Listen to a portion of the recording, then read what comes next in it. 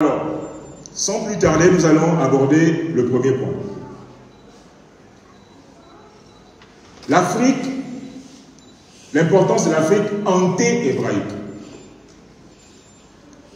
L'Égypte, première puissance mondiale. Alors, sur ce point, dès le livre de la Genèse au chapitre 12, la Bible nous parle de deux pays africains. Mais dans ce premier chapitre, un seul va nous intéresser, c'est l'Égypte. Au sujet de l'Égypte, retenez bien ces informations. Le pays appelé Égypte est mentionné 564 fois dans toute la Bible. Donc à peu près 9 fois, en moyenne 9 fois par livre des 66 livres de la Bible. Et ce décompte-là n'a pas tenu compte de l'usage des dérivés du mot Égypte comme égyptien, égyptien au singulier, égyptien au pluriel, égyptienne au singulier, égyptienne au pluriel. Je pense que si je décomptais tout ça, la Bible parle de plus de 600 fois du pays qu'on appelle l'Égypte. Est-ce que ça va? Ensuite, en Genèse aussi, bon, dans ce chapitre, dans cette partie, on n'en parlera pas beaucoup. C'est la deuxième partie qu'on en parlera. On va évoquer le pays qu'on appelle Couche, l'Éthiopie. Et fait notable, c'est que Couche est évoqué dès Genèse chapitre 2. Donc on est encore très tôt dans la Bible que déjà on parle de l'Éthiopie. On est très tôt là. Genèse 2, on est encore dans les Adam et Ève et tout. Les tentations du serpent, tout ça, nous sommes encore dans Genèse 2. Et dès Genèse 2, la Bible parle du pays de Couche, qui est d'ailleurs traversé par l'un des 4 fleuves qui étaient en Éden. Donc ça déjà, selon la Bible, et Genèse 2,13, le territoire d'Éden couvrait l'Éthiopie.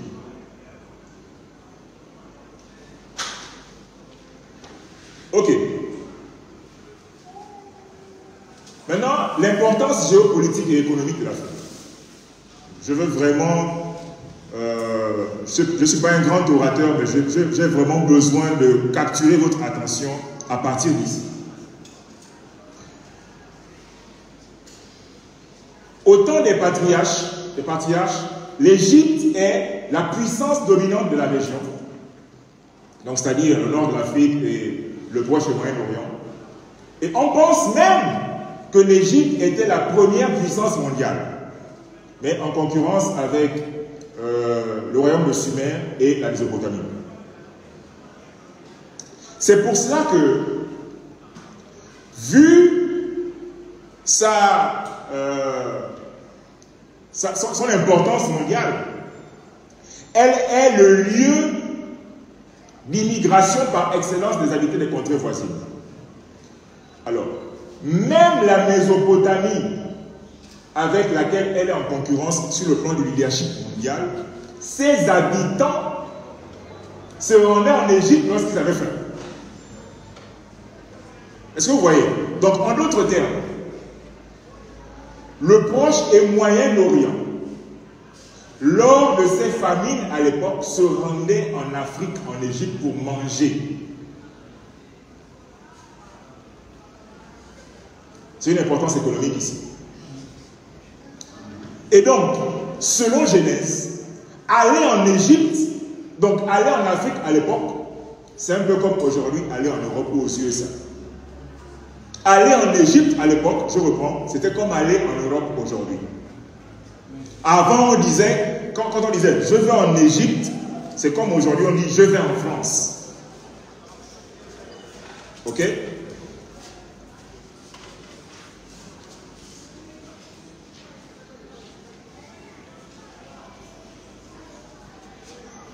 Ok. Alors, sur cette carte, vous avez ici l'Égypte, bon, dont on a pu capturer que la partie occidentale, parce que le reste ici c'est le continent africain, le reste du continent. Vous voyez ici que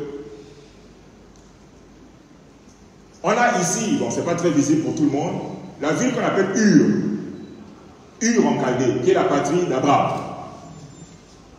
Et donc, Abraham part de cette partie-là, qui faisait partie de la Mésopotamie, lorsque Dieu l'appelle en Genèse 12, il va traverser tout ça. Vous avez ici une échelle de mesure de distance, de 0 à 400 cm. Je pense que si on reporte cette échelle-là sur ce trajet, on a à peu près une distance de 1000 km de Ur à Canaan, où Dieu lui demande de partir. Mais une fois qu'il arrive en Canaan, dans le même Genèse 12, on dit qu'il y a eu une famine. Et là, Abraham part de Canaan pour l'Égypte. Donc, il part de la Mésopotamie, qui est la puissance concurrente de l'Égypte à l'époque.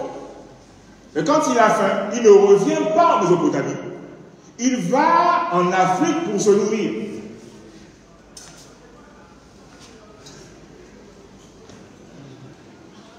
Alors, voyons maintenant l'importance spirituelle ou géospirituelle et religieuse.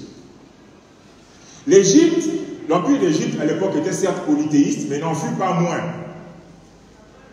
3 choses. Première chose, il faut qu'on retienne, lorsqu'on dit que cette affaire de christianisme, de foi chrétienne, ça n'a rien à voir avec le continent africain. On doit retenir que l'Égypte a été le lieu de formation d'un peuple qu'on va appeler les Hébreux. C'est en Égypte, en Exode 1 et 2, qu'on va voir un peuple appelé les Hébreux ou les Israélites se former, se constituer en tant que peuple. Deuxièmement, l'Égypte est le lieu de naissance de la première et la plus importante fête de la religion israélite, puis même chrétienne, qu'on appelle la Pâque. Quand nous célébrons Pâques, rappelons-nous que la Pâque est née en Afrique, en Égypte. Exode 12 le dit. Ensuite, l'Afrique est le lieu de réception au Sinaï de la première charte religieuse du peuple israélite, qu'on appelle le Décalogue ou les 10 commandements. Bon, donc déjà, je vais en dire quelque chose plus loin. En conclusion, sur le chapitre 1, la religion judéo-chrétienne est géographiquement née en Afrique. Mais vraiment, ça, je l'ai mis ça en bleu pour que ça cligne, pour que ça clignote les yeux. La religion judéo-chrétienne est géographiquement née en Afrique. Géographiquement. Et donc, le judéo-christianisme est bien africain par sa naissance. Et cette affirmation-là est celle qui va guider le reste de notre conférence.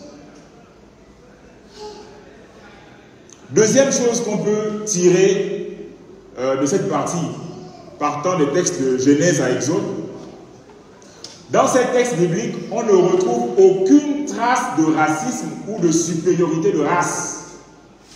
Mais on retrouve plutôt bibliquement des hommes et des pays dont les relations sociales et économiques s'établissent sur les bases objectives économiques, politiques et militaires.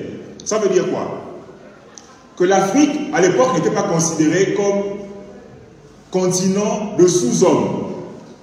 Mais la considération que l'Afrique avait était relative à ses performances économiques, politiques et militaires. En d'autres termes, de tout temps, on est respecté sur la terre à travers ces critères-là, économiques, politiques et militaires. Et au moment où l'Afrique était performante sur ces 3 plans-là, elle était respectée. Il n'y avait pas une affaire de race. Je vais le redire de plusieurs façons plus tard. Bon, ça me rappelle même un texte, ça me rappelle une histoire. Vous vous rappelez que dans le parcours d'Israël vers l'Égypte, donc je ne parlais pas du micro, okay. Dans le parcours d'Israël vers Canaan, autant pour moi, un fait va se passer. C'est que Moïse va, en plus de sa femme Séphora, épouser une femme éthiopienne.